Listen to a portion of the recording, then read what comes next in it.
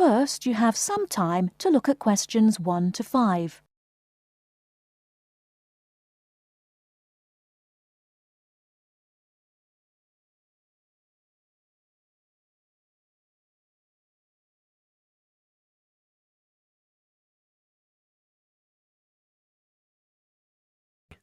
Listen and complete the notes about 2 people who work at ESCO Engineering. Oh, hi, Maggie, it's Greg. Hi, Greg. I'm phoning to check some information about some of the staff. I'm putting all the staff data into new files, and I noticed that I don't have files for 2 people. I think you might have them. Oh, really? What are their names? Peter Austin and Jane Moore.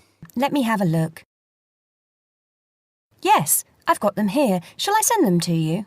No, you don't need to. Just give me the information now. I can write it on some new files. I don't really need the photos if you've got photos there. OK. Well, Peter Austin first. Now, is that Austin with an I or Austin with an E?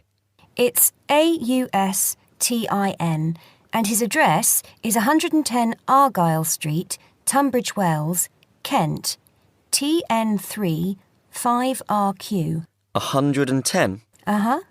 And his phone number? It's 07984 645 792. OK. And how old is he? He's 47. 47. And what about his marital status? He's married. There's a note here that he has 3 children, 2 boys and a girl. OK. And finally, when did he join the company? He started with ESCO in August 2003. Thanks, Maggie. Before you hear the rest of the conversation, you have some time to look at questions 6 to 10.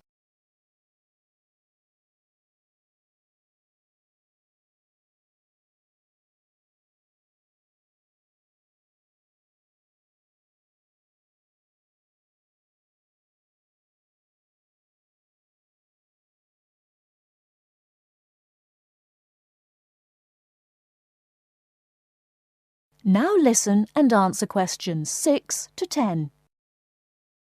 Now, what about Jane?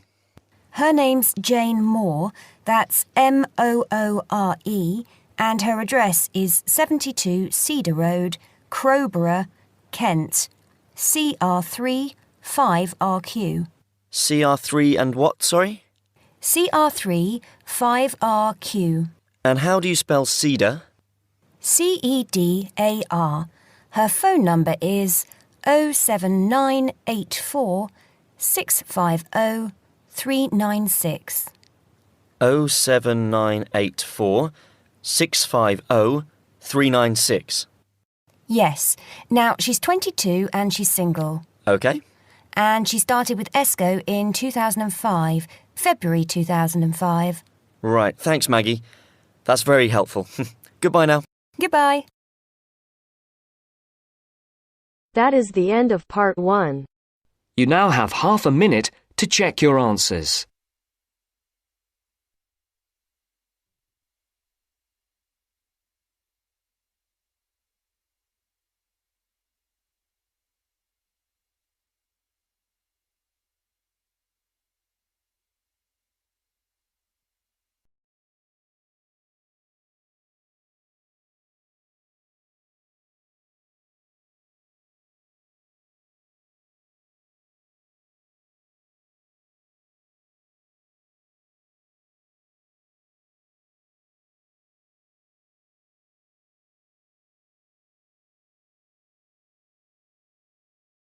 Now turns to part 2.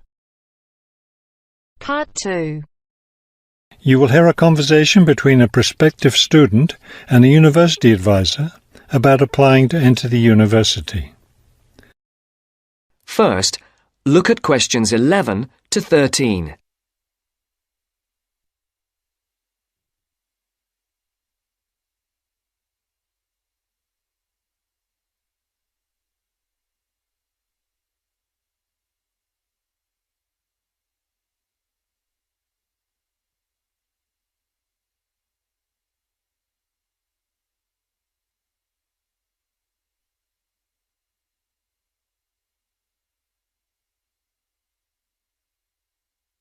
As you listen to the first part of the interview, answer questions 11 to 13.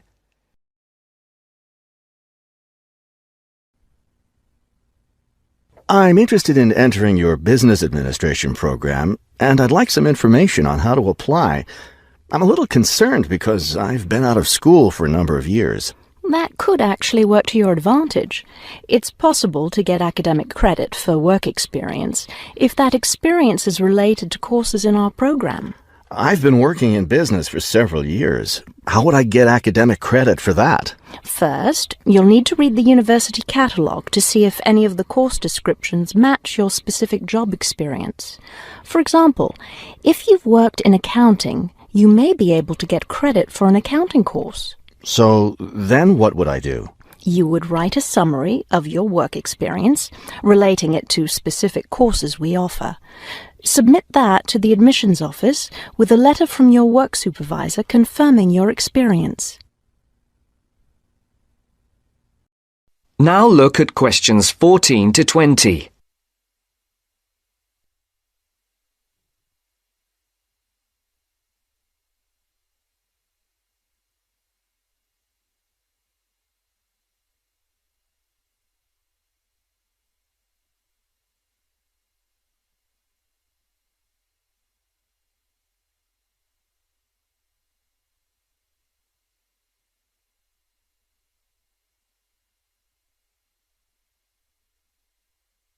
As the interview continues, Would I submit those things at the same time that I apply for admission? That would be the best idea. Have you seen a copy of our university catalogue? Not the most recent one. I have a copy from last year. You'll need to look at the latest one. Unfortunately, I've run out of copies, but you can get one from the library for now, and I'll send you your own copy as soon as I have more available. Thank you. How does the admissions process work? Well, first you'll need to get an application for admission. Those are available in the admissions office. The application form contains all the instructions you'll need. That sounds simple enough. Of course, you'll need to make sure you meet all the admissions requirements. How can I know what those are? We have copies of the requirements lists for all university programs here in the counselling centre. I'll give you one before you leave today. Will I need to get recommendations from my employer or former teachers? Oh, yes, you will. The recommendation forms are available in the admissions office. Now, I don't know if you'll also be applying for a part-time job through the university work-study program. I'm considering that. How can I find out what kinds of jobs are offered? You can access the job listings from the computers in the library. Are you planning to study full-time or part-time? I want to be a full-time student. Good. Then you'll qualify for the work-study program. Part-time students aren't eligible. As a full-time student, would I be eligible for a free bus pass? No, unfortunately, we don't have those available for any of our students. However, you can apply for financial assistance to help pay for your books or for your tuition. I'd like to look into that. Do I apply for that at the admissions office? No, that's through us. You'll need to make an appointment with a counsellor.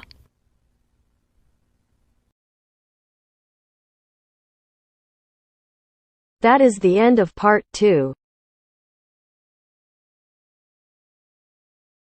you now have half a minute to check your answers.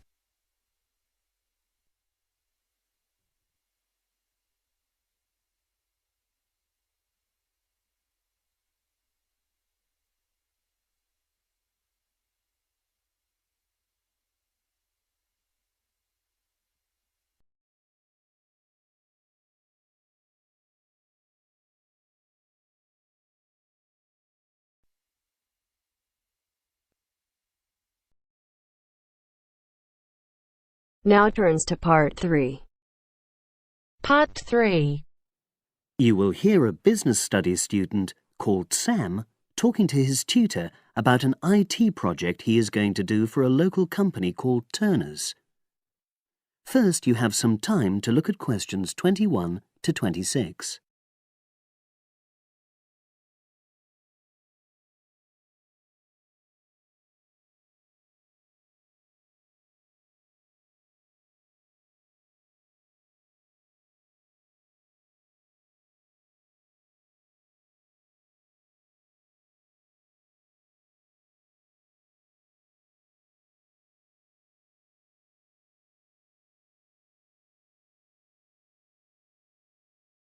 Now listen and answer questions 21 to 26.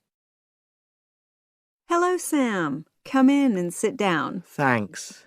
You're here to discuss your company-based IT project, aren't you? Yes, I've been to see the manager and he's given me a lot of ideas about projects that the company would find useful, but I wanted to ask your opinion about them before I choose one. Yes, that's fine. Now, this company's called Turner's, isn't it? That's right. It's a small engineering company. They make machine components for trade use. They're well established. They started in 1976, but they're a bit old-fashioned. Okay. And what kind of projects did Turner's suggest you could do for the company? Well, they want some improvements made to their customer database. The one that they've got at the moment isn't very useful in some ways. I had a quick look at it. That would be a very straightforward project, and it'd be simple enough to evaluate, but I don't think you'd get enough out of a project like that. You wouldn't learn anything new. Well, another project they suggested is to do with their online sales catalogue. At the moment, customers can look at their products, but they can't actually order them online, which must affect their competitiveness. But I said I thought it would take too long. It's quite a big task. You're right. It's too much for the time you've got. It's a pity, though. Then they want some help with their payroll system. At the moment, the way they calculate pay involves a lot of manual accounting.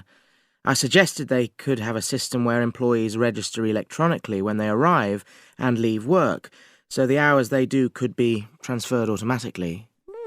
I think you'd get a lot out of a project like that. It would extend your skills, but it wouldn't be too much to take on. A student did something similar a couple of years ago, but this is slightly different. Well, then they need help with their stock inventory.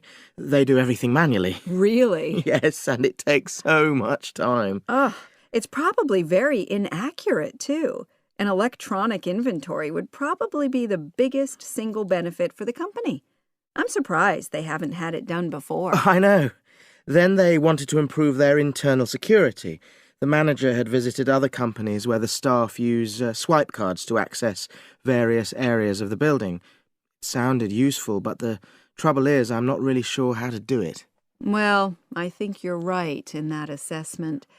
At the moment, it's probably a bit beyond your level of knowledge. Is that all? Just one more. Customer service. They want to be able to collect feedback from their customers in a more systematic way. At the moment, it's a bit of a mess, and they probably lose business as a result. Would that involve you going to see customers at their own premises? Because in that case, you might have to do a fair amount of traveling, and that would incur expenses that haven't been agreed with these companies. I never thought of that. Well, it might not be a problem, but it's something that needs clarifying. Well, I hope that's been helpful in narrowing down the options. Yes, it has, thanks. I'll be able to make a decision now. But while I'm here, can I talk to you about coursework? Sure. Now you have some time to look at questions 27 to 30.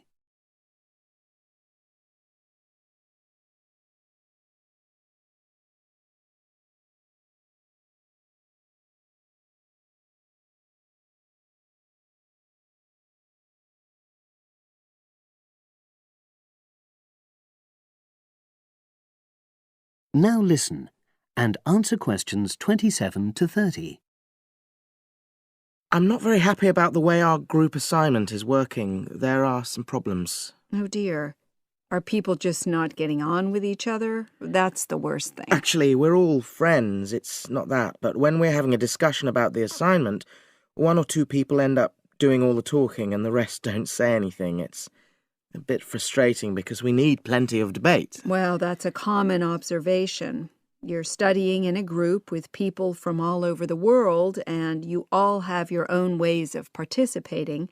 In some places, students are more used to listening than talking, and vice versa. I suppose you're right. I'll try to remember that. Does everyone pull their weight as far as sharing the workload is concerned? I'd say they do, yes. And our group elected a leader. She's very good at making sure no one's overloaded. But personally, I feel that there are just too many of us in the group. Whenever we try to arrange a meeting, there's always at least one person who can't make it. It's not anyone's fault, it's just that we've all got slightly different timetables. Well, I'm glad you've talked to me about it. Feedback is always useful. Is there anything else you're concerned about? There are a couple of problems with lecturers that all the students are talking about. Last semester we had negative feedback about the way lectures were organized. There were several occasions when the wrong room had been booked or the same room had been booked twice, that sort of thing. Is that still a problem? That hasn't happened at all as far as I know. Oh, good. It's sorted out then. But I don't know the reason, but some of the staff often turn up late, so we miss 10 or 15 minutes of our lecture time. It might be because they've been copying handouts for students. I think there's a queue for the machine sometimes. Well, I'll look into that. Thank you for telling me. Anything else? The other thing is that it can be very difficult to get to see a lecturer individually. They're all very supportive and friendly when you do manage to find them, but often they're not in their office, even at times when they're meant to be available for consultation. Okay, that's helpful. Now, before you leave, That is the end of part 3. You now have half a minute to check your answers.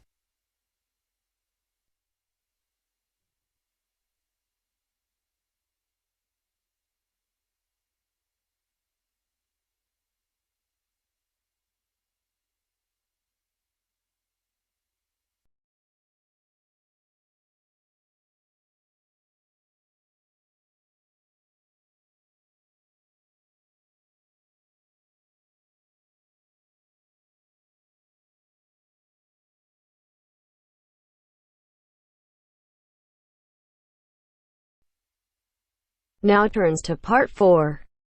Part 4. You will hear a lecture about geotourism.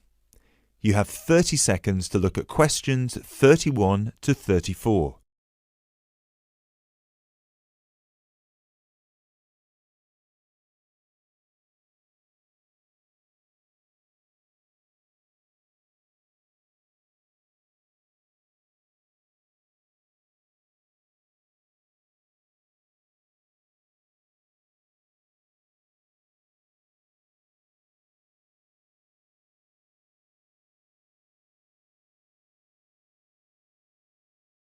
Now, I'd like to move on to talk about something called geotourism. Geotourism is very basically leveraging the benefits of tourism for local communities. I would just like to give you a couple of statistics which are very illustrative of the current situation with regard to young travellers and international tourism.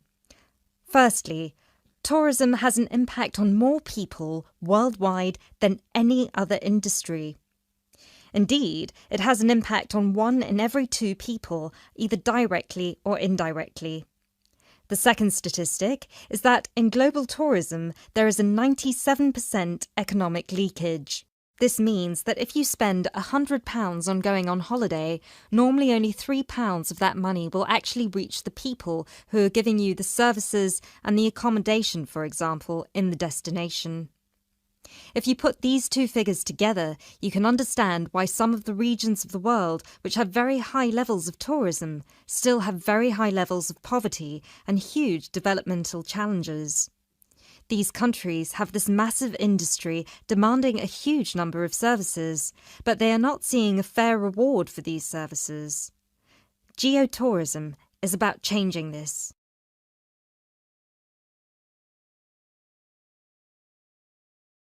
You now have 30 seconds to look at questions 35 to 40.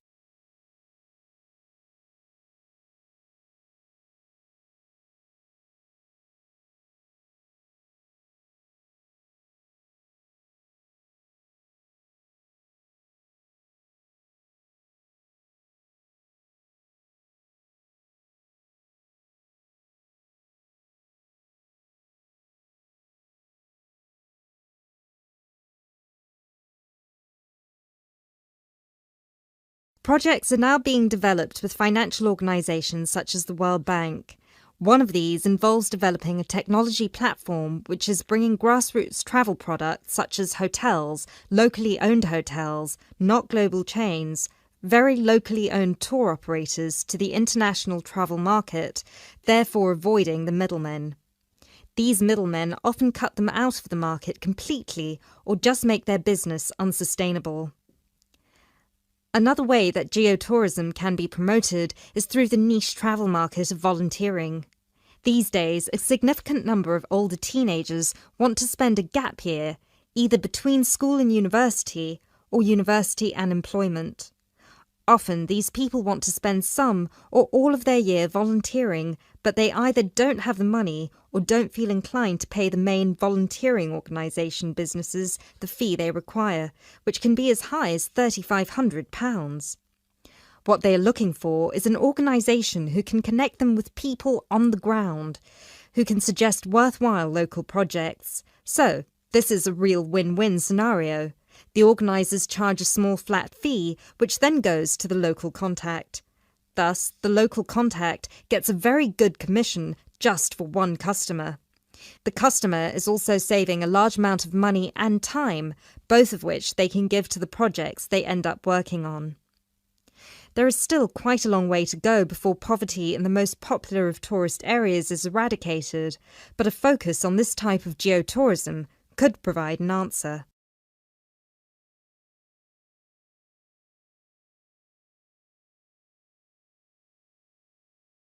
That is the end of part 4. You now have half a minute to check your answers.